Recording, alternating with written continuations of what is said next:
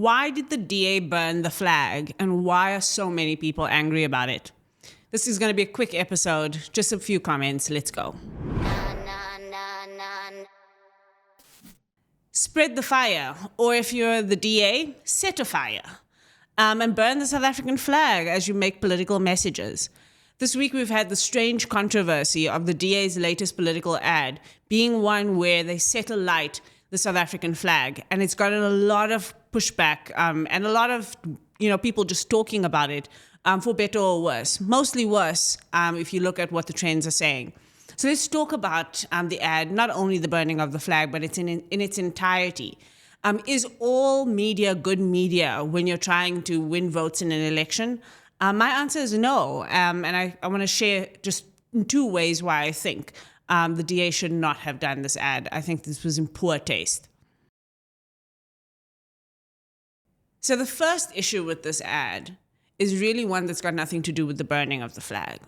For me, what struck me when I watched the ad for the first time was that it was a familiar trope that the DA has carted out a few times in the past, but absolutely increasingly in this election, which is a fear-mongering type of message. The DA wants us to be scared of the future, and the DA wants to set itself up as the hero that's going to slay the dragon. And this fear-mongering message for the DA is not a good look. The DA's got a history of being a traditionally white party. Historically, it comes from the roots of a white liberal party in the form of the Democratic Party, Tony Leon's party. It then became a white-led party for the longest time under Helen Zille. Its base constituency, even if you think about the way the DA talks about its voter base, its base constituency are suburban, its base constituency are middle class and resourced, and in the main, those people in South Africa tend to be white. But it's really concerning when a party that knows this about itself, that knows that at its public perception, even if its membership data says something different, public perception says that the DA is a white party. So when the DA speaks with fear about black political parties and black-led political parties, what it ends up being is swart-gevaar. Whether the DA intends for it to be or not, whether that's what they intend to do is neither here nor there. It becomes a racist trope because you are fear-mongering around black leadership when your party now has a white man leading it. Many people have said over the years, many black people who have spoken to, black voters who have spoken to, black and brown voters, if we wanted to use that term more broadly, have said part of the concern with the DA is not wanting apartheid to come back and having a fear that we are going to capitulate and give into white leadership and it takes us back. Again, that's part of the reason why the DA saying things that fear-monger around parties that are led by black leaders just goes straight into the swart-gevaar lane. It doesn't go anywhere else. What's also quite disturbing about it is the kind of language that is used. So to talk about the violent EFF, it's very weird to think about the EFF as the violent EFF without any backing of that. So people might say, well, look at what's happened in Parliament. Well, EFF supporters and anyone who has watched Parliament will tell you the EFF has been the subject of violence in Parliament rather than the perpetrators of violence. Some would say, well, Julius's singing of Kill the Boer. Well, we all have already seen that the court has ruled that that's not inciting hate. So what evidence does the DA have for the EFF being violent? And what is it trying to say about an EFF government going into the future, that it would perpetrate that kind of violence? On who and for what reason? When the DA says things like that and then says, well, we're making it about race, it does so ahistorically, without thinking about its own positionality as a party, without thinking of the positionality of its leaders who are saying these things, and without thinking about the context in which it says it, especially for parties like the EFF, which the DA has recently branded as enemy number one, even though it is not the party in governance.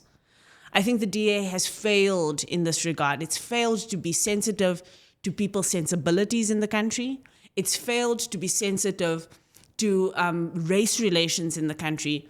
And it certainly has put its attacks of political parties ahead of the views, the feelings, and the sensibilities of the Black electorate in particular. Whether they think that works and who they think it works for, I have views on that. But I certainly think that in this particular ad, it has a niche target audience that it's looking for, people who will be afraid of Black leadership. And that says something about the DA and the ways in which it's either intentionally being tone deaf and racist or being tone deaf in ways that are really, really problematic in our South African story right now. So let's get to the fire, the burning of the flag.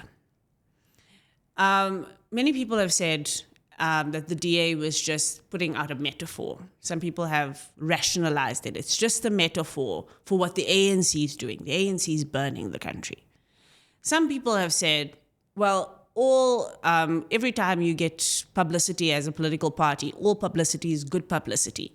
And so the DA was using a shock tactic in order to gain traction, and that's good for them in a campaign. Other people have said, well, that's the literal state of the country. We should be in a state where we realize that things are, going to ashes. And so we're being all sensitive by thinking about this as a problem when that's really the state of the country. I think all of those excuses, and I do think they are excuses rather than explanations, are failing to see that the reaction from the public, from the voting public, says that you have gone too far. That when you take a symbol that every South African, whether you are happy with the state of affairs in the country or not, sees as a representation of themselves, and you set it alight, that is an act of violence towards the electorate, not towards the ANC.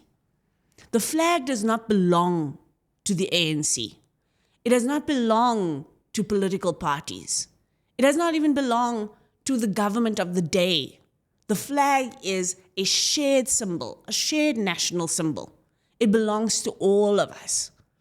And so what the DA missed in this moment is that the connection people have to the flag won't make them angry that the flag is this symbol of, the state of the country. It will make them angry at the fact that anyone thought it's okay to desecrate it in any way. That's what people are angry about. That there's a disrespecting of a national symbol for the sake of making a political point or scoring political points. It goes too far in the mind of the voter because the target is the ANC, but the voter is the one that gets set alight. That's what it says. So Helen Zille this week made some interesting points around this in defense of the DA. She said, number one, they've burnt a digital flag, not a real flag, as if there's a difference in the visual outcome of that, in what people feel has been done and desecrating the image of the flag. The flag is an image. It's not a cloth. It's not the cloth that's the flag. It's the image that's the flag. And so when you desecrate that image, it's a problem whether it's in real life, virtually, or otherwise. But then she goes on to say that at least they didn't burn down buildings, or they didn't burn down libraries. They didn't burn down, anything real or structural. And I think that that's a weird comparison to make, right? But what you did burn down is a symbol. And I think back to how when Rhodes Must Fall started, and people, students at UCT, took feces, I will use the very technical term of feces, and threw it on a statue of Cecil John Rhodes. And how people just said, that is a symbol, and you cannot desecrate that symbol because it means something. It means people's culture. It means people's identity. You can't desecrate that symbol. That's the comparison that makes sense. And in that moment, what Black students said is, we want to desecrate this symbol because it does not represent a history that we should be proud of.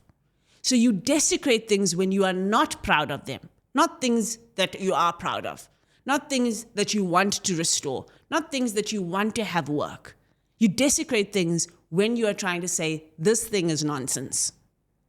Now, when it comes to burning of buildings or burning of infrastructure, I know that that's another fear tactic because it speaks to protest culture in the country and saying, black protesters are out there burning actual infrastructure and we're not getting mad at them.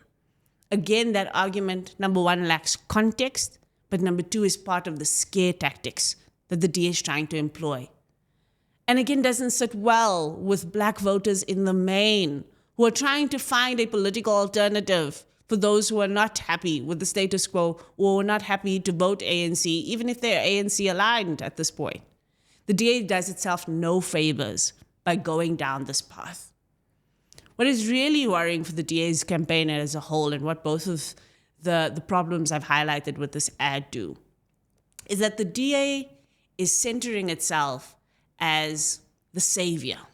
It is coming up with this narrative that it is the only thing, or it is the only organization, or they are the only ones who can save South Africa.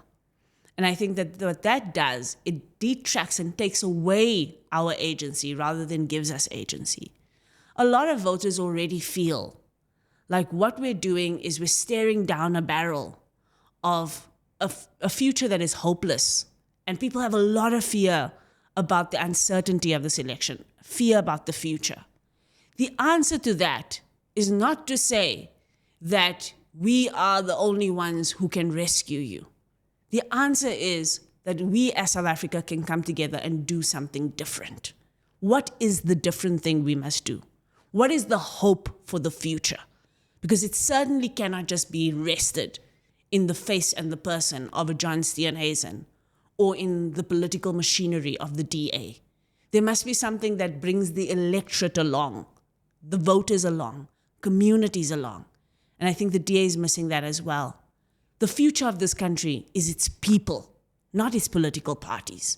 And if the DA focused more on the people of the country rather than trying to set itself up as the hero of the country, it may get more interest and attention from the electorate that is positive rather than bemoaning it and negative.